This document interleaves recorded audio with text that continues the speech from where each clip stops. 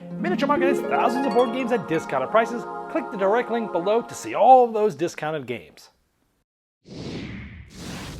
Hello my friends, it's the Game Boy Geek here. Today we're going to be talking about my top 5 games for competitive families. Now, let's talk about what this list is and what it isn't. So I often play games with people that aren't gamer enthusiasts. There may be neighbors, or there may be just friends of friends, or their families that aren't really into being a gamer enthusiast, being what we call gamers. So maybe they've only played Uno and Monopoly and things like that. Maybe they've played, Cards Against Humanity and things like that, maybe Catan possibly, but they're not really gamer enthusiasts, if you will.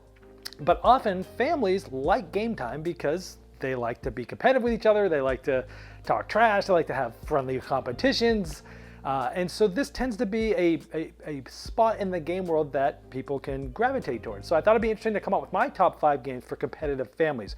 Now, what is this list specifically? It's a list of games that have very direct player interaction, where you are specifically interacting with other players, possibly trying to mess them over purposely, and having very specific direct interactions. Also, what this is I'm trying to put together a list that has a wide variety of different mechanisms that all sort of do that interaction in different ways. What is this list not? This list is not going to have any type of team versus team games. I'll do that in another video. This is not going to be, include any games that are out of print completely, where you can't get them, because there were a handful of games I wanted to put on this list, but nothing's worse than watching a list, getting excited and realizing you can't get the game. So some of the ones that would have been on this list are not on this list. And so I'm trying to put together a list that you can get games with that are good for competitions. They're also not going to be any social deduction games or anything like that. So it's just standard sort of strategy-ish, light strategy, very light strategy games. This is a very light list. So if you're not familiar with games, this should be easy to jump into any of these. And if you are a gamer enthusiast, this might be a good list to bring to some of your other friends and families that aren't part of your gamer enthusiast groups. So without further ado, here we go.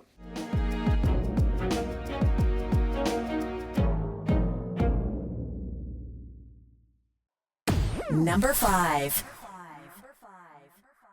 The first one is actually a classic game where some of these families might have some familiarity to this type of game, or even this game. It's one that I played a lot as a kid, even while I was camping with my family every summer. It is Liar's Dice. This was also named Perudo at different printings and publishers and around the world. Liar's Dice it's a competitive game, and I wanted to put one bluffing game on here, because bluffing is fun for competitiveness, because you're trying to pull the wool over the eyes of your friends or family members, and when you do so, it's fun. And when you get caught, it's also fun, and it's a lot of haha back and forths, a lot of metagaming where, hey, last time they did this, next time I think they're going to do this, but they know that I think that I'm going to do this, so I'm going to do the opposite. Lots of head games, lots of good above the table gameplay, what we say. But in Liar's Dice, essentially everyone's rolling dice, and they're putting the dice, it's secret. You get to see your dice, and you're basically claiming how many dice of each kind you think there are. You might say, I believe there's 6 4s. And the next person either has to challenge you, saying there's not at least 6 4s out there, or they have to up it. They could say 6 5s, 6 6s, or 7 anything. Another thing that makes it really interesting is there's also stars, which is essentially their half of the, it's almost like a wild, if you will, so there's less of them. But that gives it a nice little change to the game, where you're not just talking about numbers, but you're also talking stars, and you can see what you have, and you could have no 6s, and your first bid could be like, there's 7 6s around here. So everybody might think that you actually have 6s, and it might influence them. They might have 2, and might go, oh, well, there's more out there. Yeah, sure, I'll get in there. So they chose 8 6s, and you totally mess people over that way. It's kind of fun. There's also some variant rules that I like, where you can actually you can show one of the dice and then re-roll the rest of your dice, so then everyone else is like, okay, they had at least one when they did that. Now who knows what they have? A little uncertainty there. That's kind of fun too. But this is just one of those old classic games that's fun playing by a campfire, fun playing with families and such. It's fun messing your friends over. It does have player elimination, which is a little bit dated, because I think this game's been out a long time. I think it came out in the 80s. But it is kind of fun when you get knocked out. Usually you're only sitting around for about 10 minutes anyways, and it's kind of fun to watch it end. Lots of stand-up moments, lots of hooling and hollowing. Liar's Dice, a good classic game for competitive families. Number 4. This next one is a game that has been named a few different things, right? The latest printing is called Zillionaires Road Trip USA. It was previously called Game of 49, which had won my family game of the year that year. This game is a very fun game because it's an auction. Auction games are really fun for competitiveness because who doesn't like to bid against your friends and family or others, right? Well, in this game, it's sort of an abstract game. It looks like Connect 4, and it kind of is Connect 4 because your object is to get 4 squares in a row. There's a numbered board, and what happens is a number comes up, and the bidding starts. And you just bid, bid, bid, bid, bid. You only have a certain amount of money to bid with, and the winner spends all that money, and they put their thing there. They own that. And you're just trying to get 4 in a row. That's it. I love this game because it's so simple.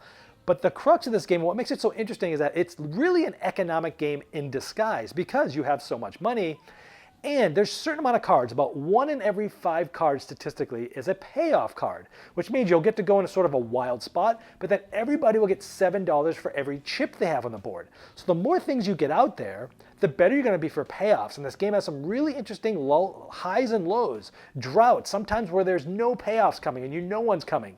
And some people are completely broke and you can get some things really cheap.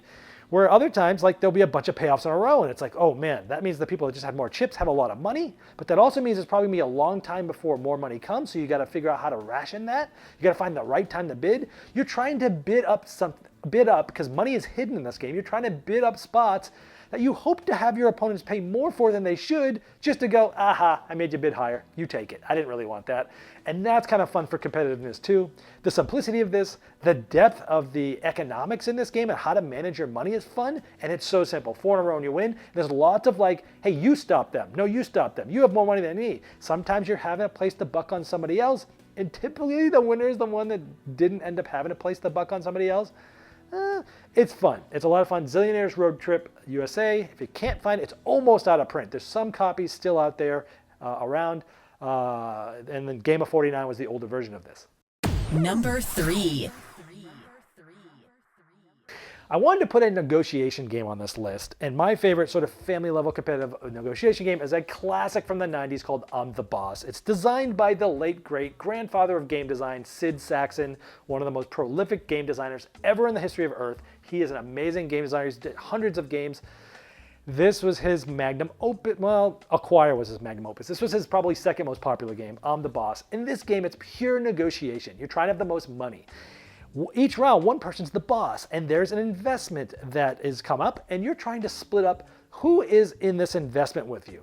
And you need certain people with certain skills, and everyone has one of those skills, and you're trying to get the right people to join in here. And you're saying, hey, the payout is going to be X. You know what?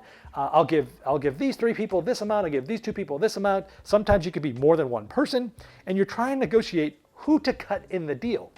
But also, it's ruthless because you're trying to cut out people from deals as well. You're holding on grudges from earlier deals, but there's a handful of cards, and these cards can do all different things. You can take over a deal. You can become a different type of investor so you can get into a different deal without other people seeing it. You could see someone get sort of stalled out, and or someone says, oh yeah, I'll take that, and they go, hold on a second. I could be that person too. You didn't know I had this card in my hand. Why don't you cut me in this and cut him out? I'll take less than him.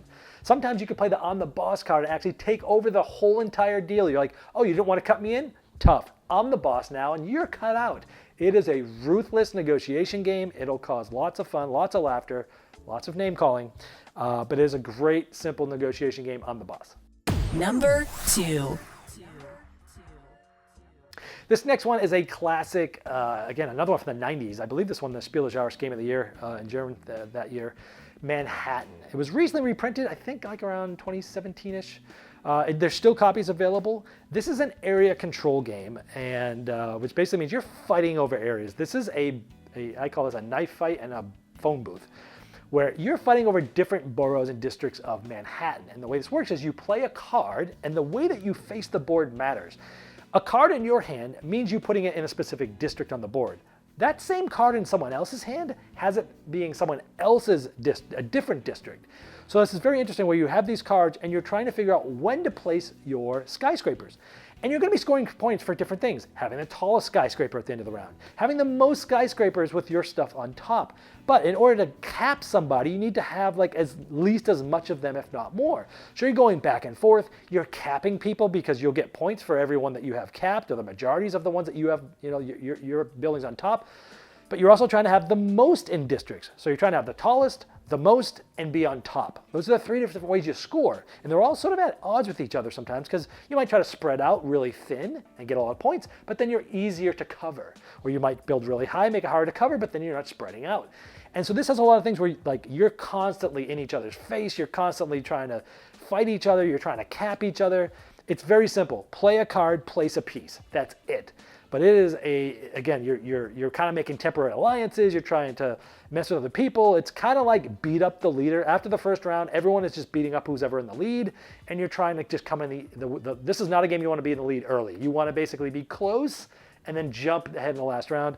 It's a really mean game, but it's fun, it's easy, it's simple.